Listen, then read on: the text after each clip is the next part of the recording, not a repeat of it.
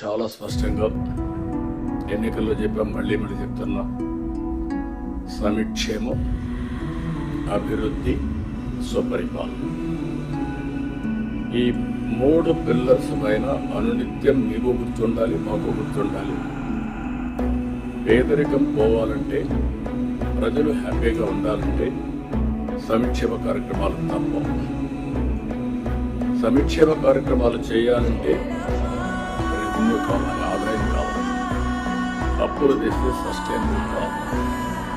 అందుకే ఈరోజు మీరు ఒకసారి చూసినప్పుడు 10 లక్షల కోట్ల రూపాయలు, 9,74,000 కోట్ల రూపాయలు డెట్. అది ట్రెషరీ కావచ్చు, లేకపోతే ప్రభుత్వం ఇచ్చిన గ్యారెంటీలు కావచ్చు, లేకపోతే పబ్లిక్ సెక్టర్లో తీసుకొచ్చిన డబ్బులు కావచ్చు, మొత్తం కలిసి ఇప్పుడు డెట్ సర్వీసింగ్ చేయాలి. అప్పులు కట్టాలి, వడ్డీ కట్టాలి, మళ్ళా ప్రజల ఎక్స్పెక్టేషన్స్ని, ఆస్పిరేషన్స్ని ఫుల్ఫిల్ చేయాల్సిన అవసరం. అందుకే మేము సూపర్ 6 ప్రజల్ని ఆ రోజు కన్విన్స్ చేయడానికి కానీ ఏం చేస్తామో నిర్దిష్టమైన హామీలు ఇవ్వడం. ప్రతి ఒక్క రాజకీయ పార్టీ కూడా ఎలక్షన్ మేనిఫెస్టో ఇస్తాం, ప్రజలు నమ్మి ఓట్లేస్తారు. ఆ తర్వాత పరిపాలన ద్వారా అవన్నీ ఫుల్ఫిల్ చేయడానికి ముందుకు పోతున్నాం. అందుకే 9 నెలల్లో మీరు చూస్తే అనేక హామీల్ని అమలు చేసుకుంటూ వచ్చాం.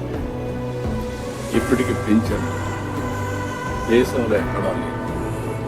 4,000 రూపాయలు నా జీవితాలు నేను చూశాను. 2,000 నుంచి 200 నుంచి 2,000 చేశాం.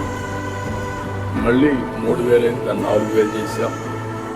తెలుగుదేశం పార్టీ 40 రూపాయలతో ప్రారంభించిన పింఛను ఈరోజు 4,000 రూపాయలు దేశంలో ఎక్కడా ఇవ్వని విధంగా ఇచ్చే పరిస్థితికి వచ్చాం.